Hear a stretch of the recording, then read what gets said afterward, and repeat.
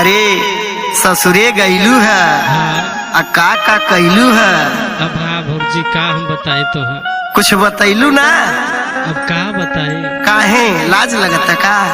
हटा ना हो। सुना सुनावा। अरे ननदो जब तू ससुरे गईलू और पियावा से तू का कैलू।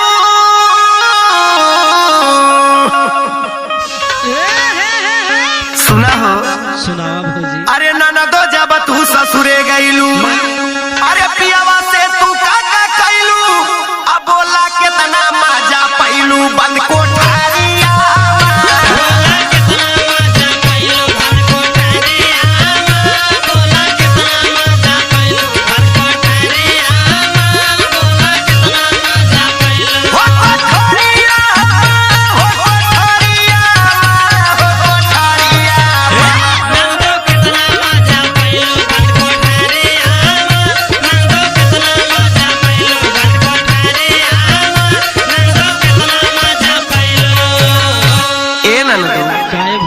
और सुना सुनावा।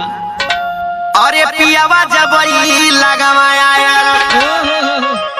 अरे त कैले होई ननदो घाया।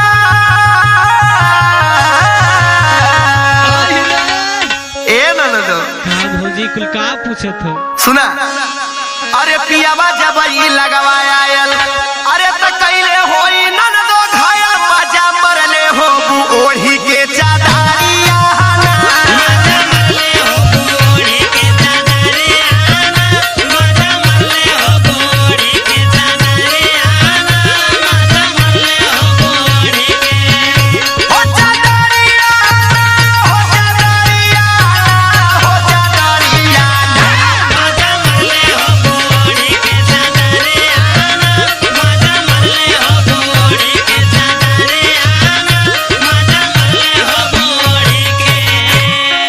सुना हो।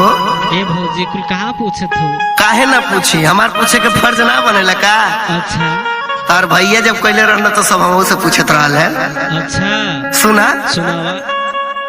जब वो शुरू कैले प्यार अरे त कैसन हालत रहले तोहार।